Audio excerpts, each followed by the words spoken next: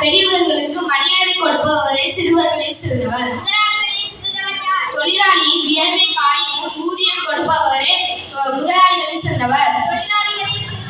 தன் முதலாளிக்கும் தன்னை படைத்த இறைவனுக்கும் கட்டுப்பட்டு நடப்பவரே தொழிலாளிகளை சிறந்தவர். நன்றி செலுத்தி வாழ்பவரே செல்வந்தர்களை சிறந்தவர். பொறுமையோடு வாழ்பவரே ஏழைகளை சிறந்தவர்.